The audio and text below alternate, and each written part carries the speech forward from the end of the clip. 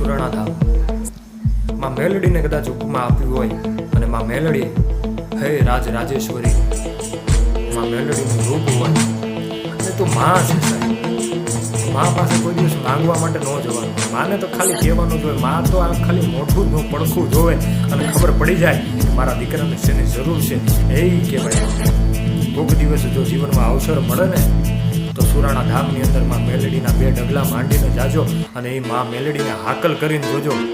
બાપ, તમારું આહોડું અને તમારું રૂવાડું જ્યાં સુધી ઊભું ન થાય ત્યાં સુધી જો તમારું દુઃખનું હરણ ન કરી લઈએ અને દુઃખને દૂર ન કરી લઈએ તો એ સુરાણા ધામની કેશા ભગતની મેલડી ન કહેવાય. બાપ, એ તો નાગજી ભગતની એક બ્રાહ્મણની ભૂદેવની ભક્તિ છે અને ભૂદેવના તપથી જે મેલડીનું જે આવાહન છે સુરાણા ધામમાં, એનો ધન છે, એને સત છે અને ખમા છે એ સુરાણા ધામની ધરતીને. જય માં મેલડી રાજ રાજેશ્વરી.